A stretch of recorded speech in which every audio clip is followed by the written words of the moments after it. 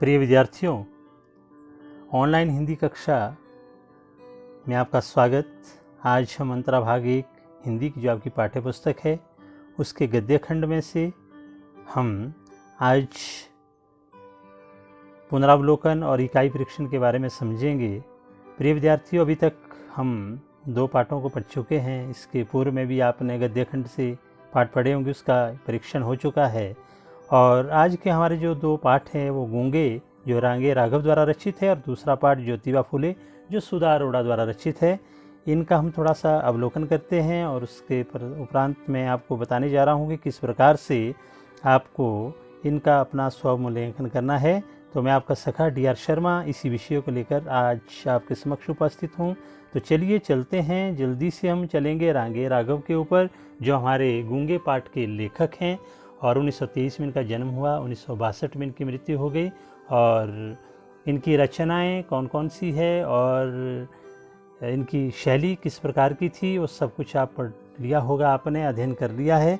तो अगर आप थोड़ा सा देखना चाहते तो स्क्रीन में आप देख सकते हैं। तो मैं आगे अगली स्क्रीन पर बढ़ता हूँ। तो गूंगे कहानी की जो मूल संवेदना इस पर आ जाते हैं। गूंगे कहानी एक किशोर के माध्यम से शोषित पीड़ित मानव की अवस्था का चित्रण किया गया है। ऐसे विकलांगों के प्रति व्याप्त संवेदनहीनता को रेखांकित किया गया है। ऐसे व्यक्तियों को जो देखते सुनते हुए प्रतिक्रिया व्यक्त नहीं करते, गूंगे और बहरे कहा गया इस कहानी में। इसीलिए इसका शीर्षक भी गूंगे रखा है, क्योंकि हमारी जो संवेदनशीलता जितनी रहनी चाहिए एक अक्षम व्यक्ति के ऊपर वो नहीं रहती है। तो उसी का वर्णन यहाँ पर लेखक कर रहे हैं। तो आगे हम चलते हैं। इस कहानी का सार के रूप में थोड़ा सा आपको बताते हैं कि कहानी का प्रमुख जो पात्र है वो गूंगा किशोर है। जन्म से ही बहरा है और मेहनती है, स्वाभिमानी है और कमाता है खूब। तो एक चमेली नाम की जो हमारा एक पात्रा है यहाँ पर कहानी की, उसके घर आ जाता है और उसको वो अपने पास रख लेती है। और उसके बाद गूंगा वहाँ पर काम करता है और कभी भी वो भाग जाता है और कभी घर वापस आ जाता है। इससे चमेली कुछ नाखुश सी रहती है। तो एक दिन गूंगा भाग गया। सबके खा चुकने के पश्चात गूंगे ने आकर इशारे से खाना मांगा। तो ऐसा ही हुआ। चमेली ने गुस्से में रोटी उसके पास फेंक दी। पहले तो गूंगे ने गुस्से में रोटी कुछ हुआ तक नहीं, परंतु फिर पता नहीं क्या सोचकर उसने रोटियां उठा ली और खा ली। और अक्सर गूंगा भागता रहता था और घर आता रहता था। ऐसी कुछ क्रम चलता रहा। तो उसके उपरांत एक बार चमेली के पुत्र बसंता ने कसकर गूंगे को थप्पड़ जड़ दी। गूंगे का हाथ उठा, फिर ना जाने क्या सोचकर रुक गया। उसकी आंखों में पानी भर आया और वो रोने लगा। चमेली के आने पर बसंता बताता है कि गूंगे ने उसे मारना चाहा था। गूंगा सुन नहीं सकता था, पर चमेली के भाव भंगिमा से वो सब कुछ समझ जाता है। चमेली ने गूंगे को मारने के लिए हाथ उठाया तो गूंगे ने उसका हाथ पकड़ लिया और चमेली को लगा जैसे कि उसी के पुत्र ने उसका हाथ पकड़ लिया हो। उसने घृणा से अपना हाथ छुड़ा लिया। उसने सोचा कि यदि उसका बेटा गूंगा होता तो भी क्या ऐसे ही कष्ट उठाता। वह चाहती थी कि गूंगा पल्लेदारी करके पैसा कमाकर उन्हें दे। तो इस तरह से चमेली को लगा कि गूंगा उसका बेटा नहीं है। एक पुत्र मोह में आकर के वहाँ पर वो अपने पुत्र को ज़्यादा एक महत्व देती है। तो एक बार घृणा के विच्छेद से चमेली ने गूंगे को कहा, क्यों तूने चोरी की है? गूंगा चुप हो गया। चमेली ने हाथ पकड़कर द्वार से निकल जाने के लिए कहा। गूंगे की समझ में कुछ नहीं आया। चमेली उस पर खूब चिल्लाई, उससे बहुत बुरा भला कहा, लेकिन जैसे मंदिर की मूर्ति कोई उत्तर नहीं देती है ना, ठीक इस तरह से गूंगा भी वहाँ पर चुपचाप रहा। और बाद में चमेली ज़बरदस्ती उसको घर से बाहर निकाल देती है। और जैसे वो चला जाता है गूंगा घर से बाहर, तो बाहर वो गलियों के जो लड़के हैं उनसे पिट करके आता है और वापस आ जाता है। तो फिर वहाँ पर कहती है, जो बसंता है वो आवाज़ लगाता है और चमेली की लड़की की गूंगा वापस आ गया है। तो देखा तो गूंगा बिल्कुल लहूलुहान था। और फिर चमेली को दया भी आती है।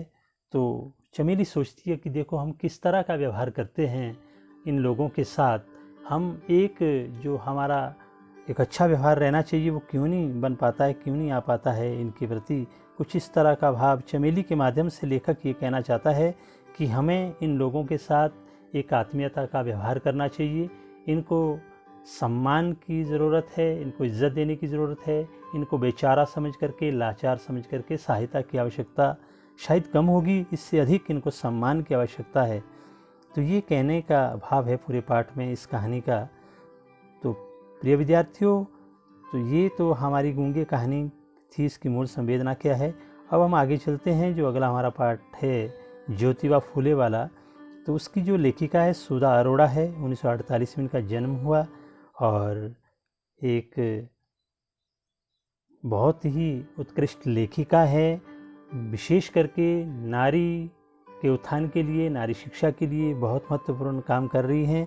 और यहाँ पर जो इनका एक पाठ दिया गया है वो है ज्योतिबा, जो दंपति है, फूले दंपति है, उनने किस प्रकार से समाज के लिए, नारी शिक्षा के लिए अपना योगदान दिया। तो ये पाठ का मैं थोड़ा सा संक्षेप में आपको बताने जा रहा हूँ। ये ज्योतिबा फूले की जीवनी है।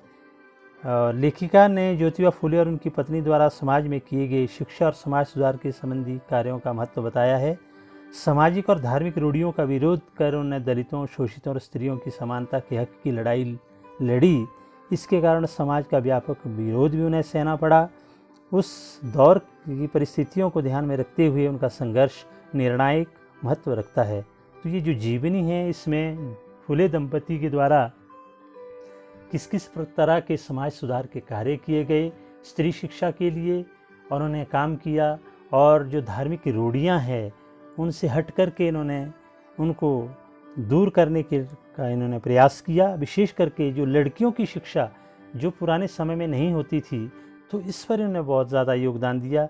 ये कहने का इस पूरा वर्णन किया है इस पाठ में।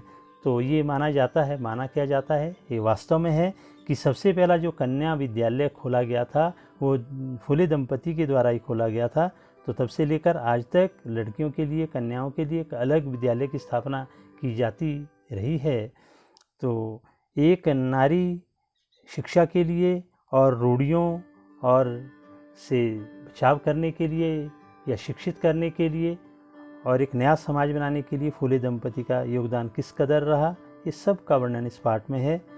तो प्रिय विद्यार्थियों, कार्यपत्र के साथ आपको इस प्रकार का लिंक आएगा जो आप यहाँ पर बाईं ओर देख रहे हैं। तो उसको क्लिक करके आपके सामने एक प्रश्नावली खुलेगी।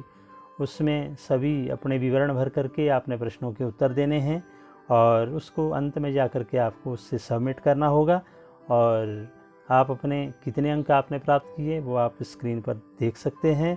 तो आप अपने विषय अध्यापक को भी उन्हें प्रेषित करें उन अंकों को, और हमें भी मूल्यांकन करने के लिए मददगार होगा कि आपका किस प्रकरण में, किस पाठ में आपकी कमी रह गई है, उसे हम दूर करने का बिल्कुल प्रयत्न करेंगे। फिर किसी अन्य जानकारी के साथ आपके समक्ष फिर उपस्थित होंगे। आप सुरक्षित रहिए, सतत अध्ययनशील रहिए। धन्यवाद।